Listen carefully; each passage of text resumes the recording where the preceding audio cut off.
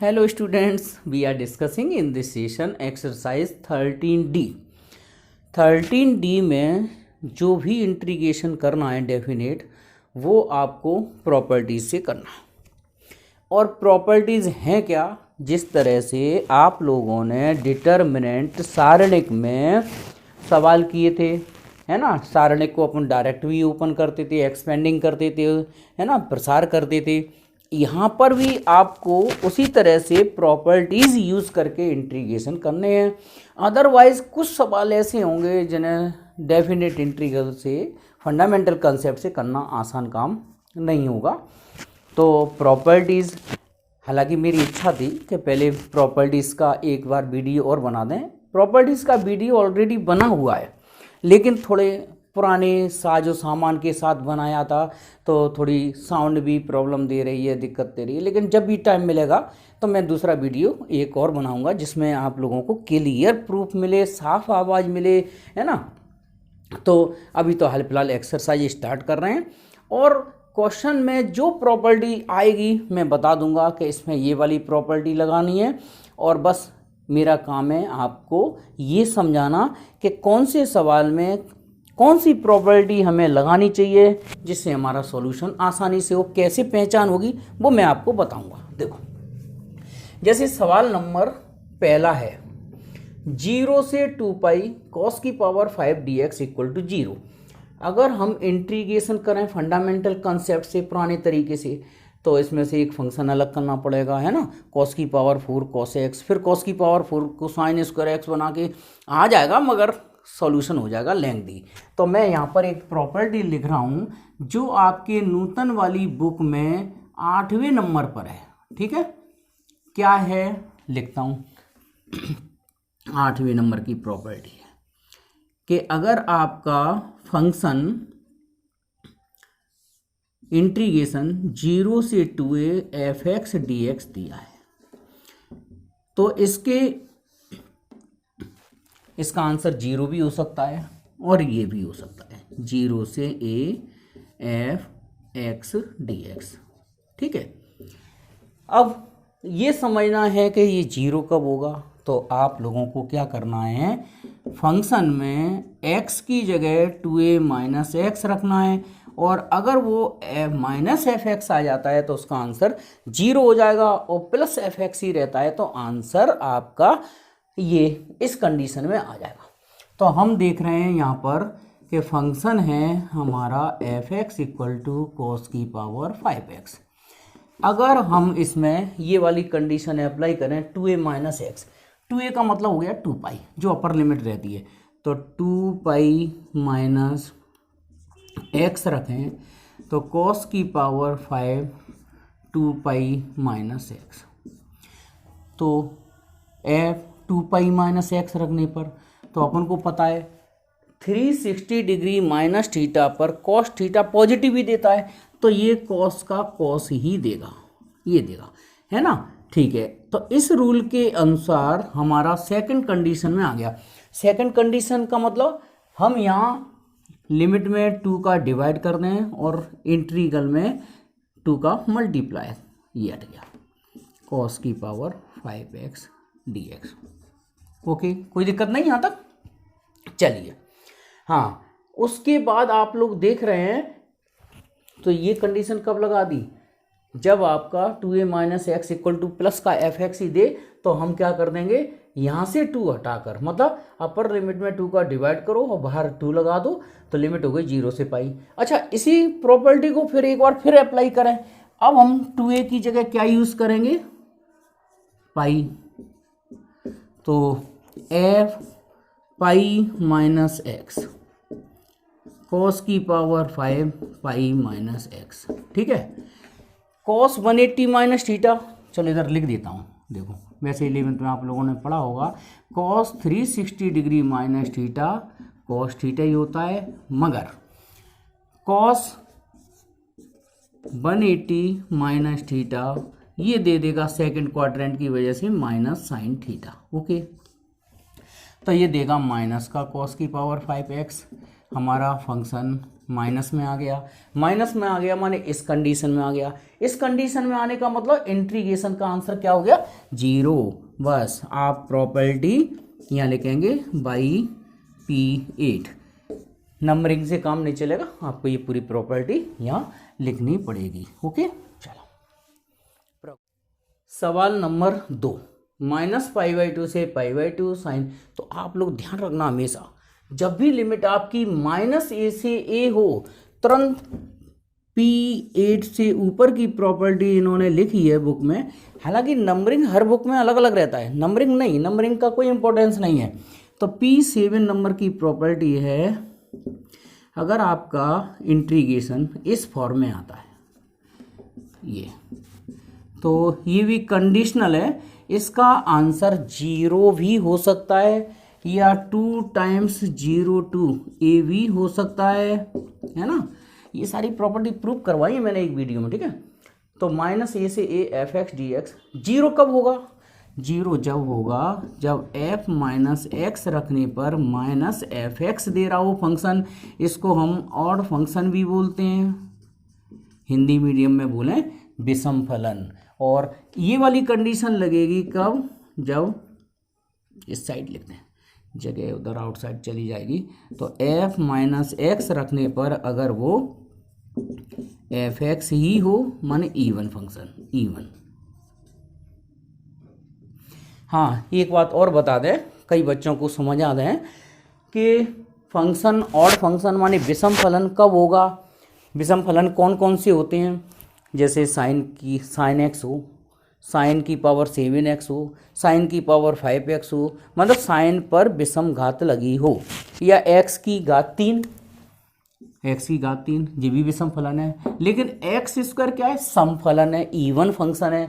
Even function क्यों है, अगर मैं इसमें x की जगह -x रखूं तो आपका माइनस का अंतर आ जाएगा, और इसमें x की जगह -x रखें तो कोई फर्क नहीं पड़ेगा। सीधी सी बात है, ऐसे फलन जो विषम फलन होते हैं और लिमिट अगर -a से a है तो उसका आंसर हम डायरेक्ट 0 रख देंगे। तो ये वाला सवाल लगभग इसी रूल पर डिपेंड है। यहाँ पर जो फंक्शन है वो है साइन की पावर 7x। तो ये बच्चों समझ में आ गया होगा आपको अच्छी तरह से कि ये वाली प्रॉपर्टी कब लगानी है, जब लिमिट तुम्हारी क्या हो, -a से a। ओके, चलो अब हम इसमें x की जगह -x रखते हैं, साइन 7 -x, तो ये वाला माइनस बाहर आ जाएगा, है ना। 11th में पढ़ा हुआ आप लोगों ने। तो f minus x equal to, अगर -fx दे, या अपन कह सकते हैं कि f minus x plus fx, इन दोनों का टोटल कितना हो रहा हो, 0। तो ऐसे फंक्शन को हम ऑड फंक्शन बोलेंगे। और फिर उसके बाद ये प्रॉपर्टी नंबर 7 लिख देना, है ना, प्रॉपर्टी लिख देना, प्रगुण बोलते हैं इनको, प्रॉपर्टी P7 से, और आंसर लिख देंगे 0।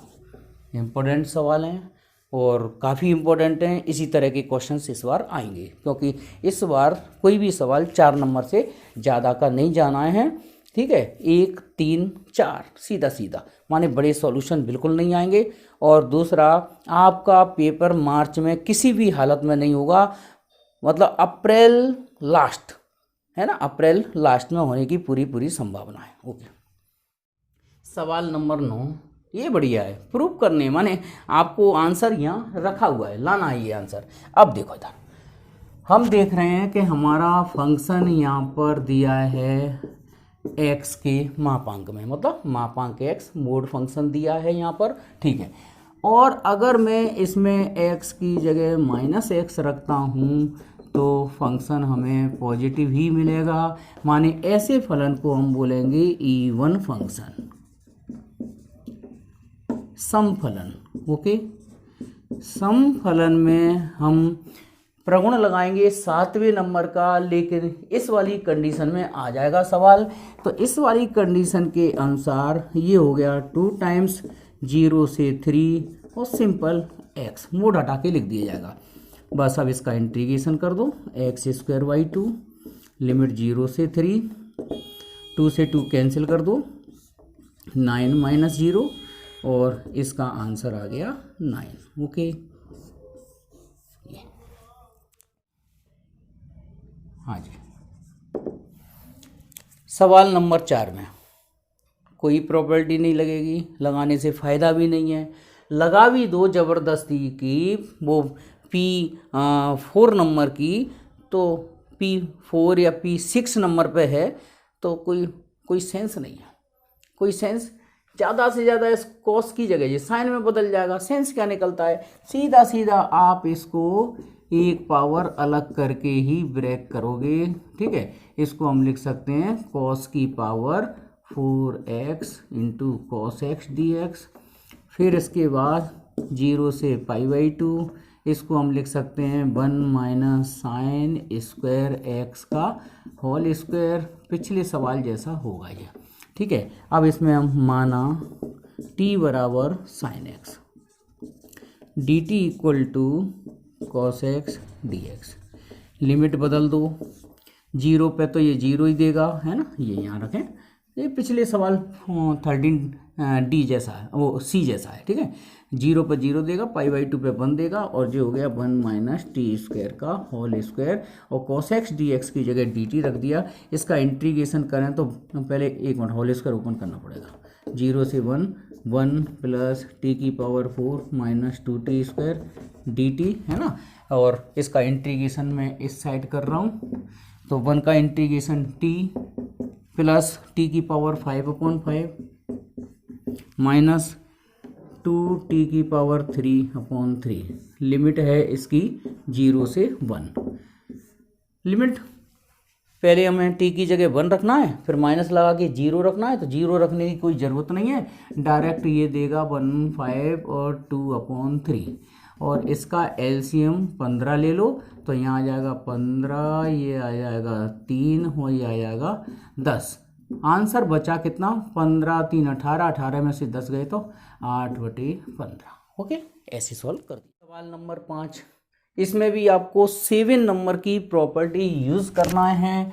7 नंबर की प्रॉपर्टीज़ बताती है कि जब हमारा फंक्शन x की जगह क्या रखें, -x, मतलब फंक्शन, पहले फंक्शन लिख लो, फंक्शन है साइन स्क्वायर एक्स। ठीक है, अगर मैं इसमें x की जगह -x रखूं तो ये स्क्वायर फंक्शन होने की वजह से प्लस का ही रहेगा, साइन स्क्वायर एक्स ही रहेगा। तो दैट इज अपन कह सकते हैं f minus x equal to f x ही दे रहा है, माने समफलन। ठीक है, इवन फंक्शन।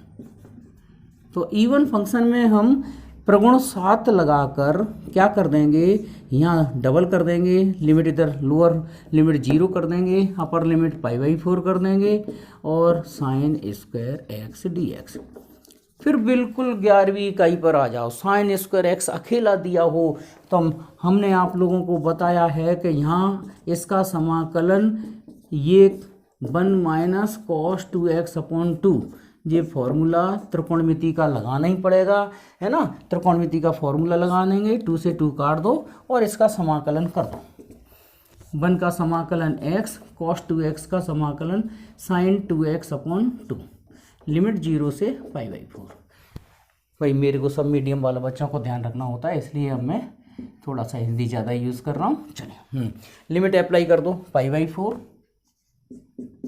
माइनस 1/2 और साइन π/4 मीन्स रह जाएगा π/2।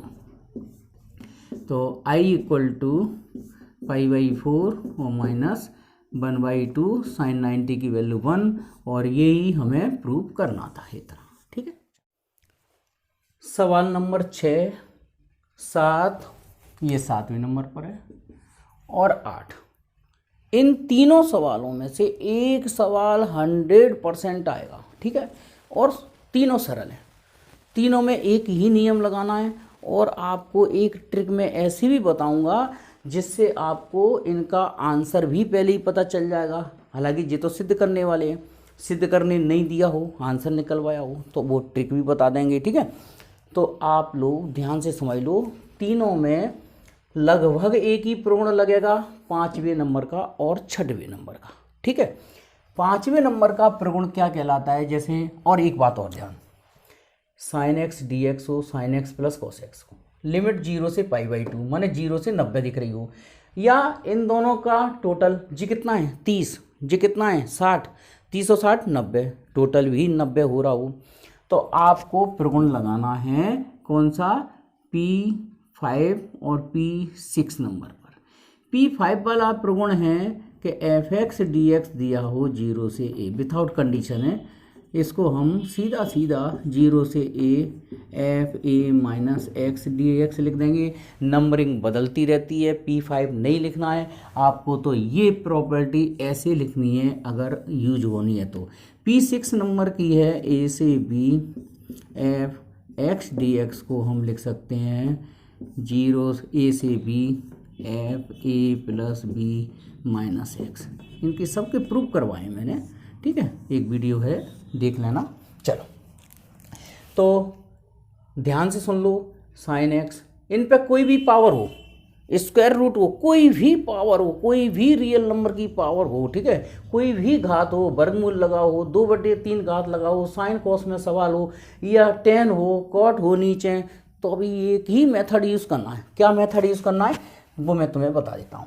जैसे इसका सॉल्यूशन I इक्वल टू 0 से π/2, इसको हम समीकरण 1 बना लेंगे। बहुत सरल सवाल है ये, समीकरण 1। अब इसमें प्रगुण लगा दो, कौन सा, ये P5 वाला, ठीक है, P5। हालांकि परीक्षा में वो पूरा लिख के आना पड़ेगा।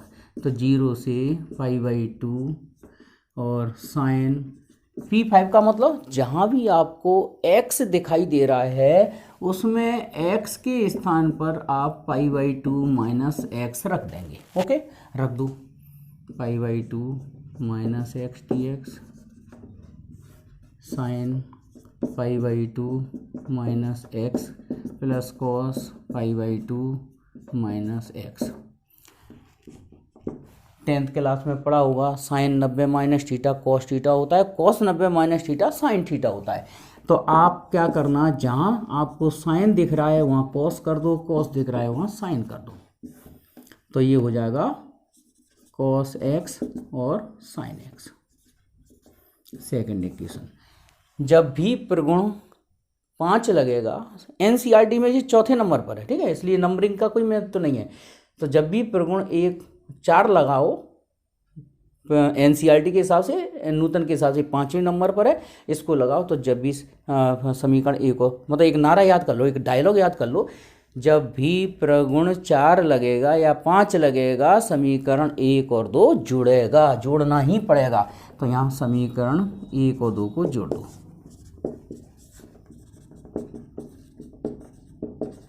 तभी इसका लाभ मिल पाएगा, ठीक है। तो i प्लस आई 0 से π/2 sine x upon sine x plus cos x plus, इसमें कॉस आ गया है, नीचे एक ही बात है, sine x plus cos x. तो हम इसका एलसीएम ले लेंगे, तो एलसीएम लेके आप देख रहे हो कट जाएगा, कटने के बाद तुम्हें इधर 2i इक्वल टू 1 बचेगा, है ना, 0 से π/2, आप लोग एलसीएम ले लेना, कट जाएगा फंक्शन, और 2i इक्वल टू 1 का इंटीग्रेशन x, लिमिट 0 से π/2, तो 2i equal to limit apply कर देंगे तो π/2 माइनस 0, तो final answer i equal to π/4। Okay, ये सवाल 7वां भी बिल्कुल ऐसे ही करना है, ठीक है। और एक आपको ट्रिक मैं बता दूं, जब आपका फंक्शन इस टाइप से दिखाई दे, f x f a minus x plus f x, एक ट्रिक बता रहे हैं ऑब्जेक्टिव के लिए, डी एक्स, तो इसका आंसर 0 से a लिमिट हो तो इसका आंसर हमेशा a/2 के बराबर होगा। तो ये सवाल भी इसी टाइप का है, ये सवाल भी इसी टाइप का है, ये भी सवाल इसी टाइप का है। भाई 10x को क्या लिख लेना, साइन अपॉन कॉस लिख लेना है, एलसीएम लेके इसी टाइप में आ जाएगा। 1 प्लस कॉट एक्स को भी कॉस अपॉन साइन लिख लेना, एलसीएम लेके इसी फॉर्म में आ जाएगा। तो इसका आंसर जो अपर लिमिट कितनी है बेटा, π/2, π/2 का आधा कर दो, π/4 आंसर आएगा इसका। ओके, इसमें भी π/4 आंसर आएगा। 8वां सवाल इस प्रगुण पे है, लेकिन है सॉल्यूशन लगभग ऐसा ही।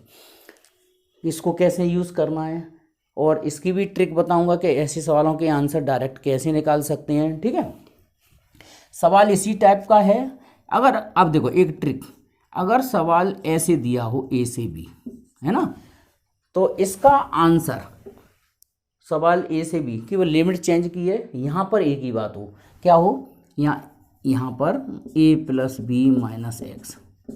तो ध्यान से देखना, ए और बी दोनों को जोड़ना तो 90 हो रहा है, तो यहाँ 90 माइनस एक्स हो गया, ये एफ एक्स ही रहेगा, ऊपर एफ एक्स हो, तो इसका आंसर हमेशा बी माइनस ए अपॉन 2 आएगा।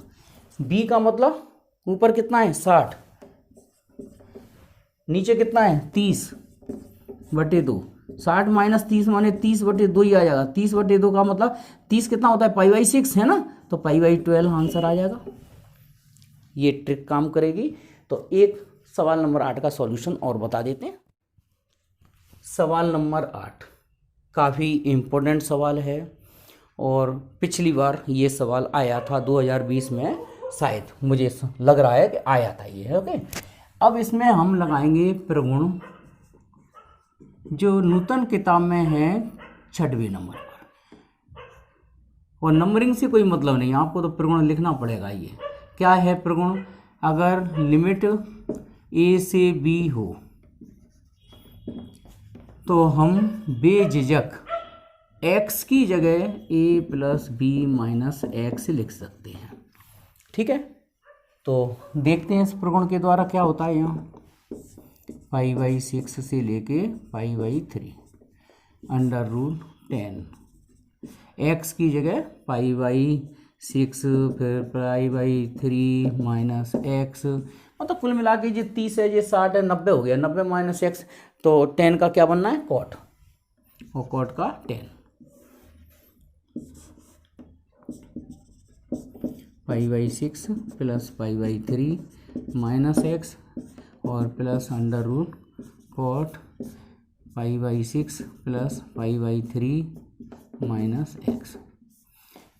मतलब इस प्रगुण के द्वारा x के स्थान पर आप क्या करेंगे, π/3 प्लस π/6 माइनस एक्स हमने कर दिया है, x को ये लिख दिया है। ठीक है, i इक्वल टू π/6 से π/3, 10 30 60 90, 10 90 माइनस थीटा, कॉट थीटा हो जाएगा, तो ये हो जाएगा कॉट एक्स, कॉट का 10 लिख दो, 10 का कॉट लिख दो, तो ये हो गया कॉट एक्स और ये हो गया √10x।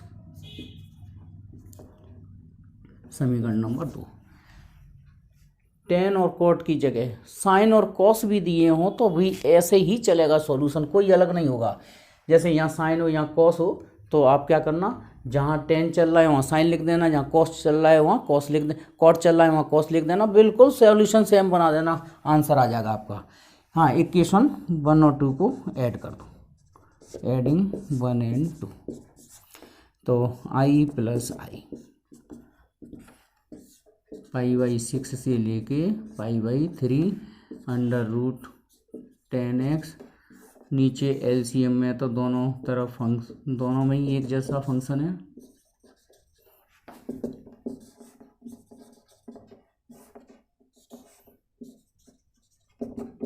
√cot x ये dx। आप एलसीएम लोगे, एलसीएम लेने के बाद नीचे का ऊपर का हिस्सा पूरा कट जाएगा और क्या बचेगा, अवयल की तरह 1 है ना, और 1 लिमिट π/6 से π/3 1 dx, और 1 का इंटीग्रेशन हम क्या कर देंगे, x कर देंगे, और लिमिट π/6 से लेके π/3 है ना, तो 2i इक्वल टू π/3 माइनस π/6, 2i इक्वल टू एलसीएम लेके, मतलब 60 में से 30 जाएगा तो 30 ही बचेगा, माने π/6 बचेगा, और उसके बाद इसमें 2 का डिवाइड दे दो तो π/12, ये आंसर आ गया। फिर मिलेंगे नेक्स्ट वीडियो में। ओके।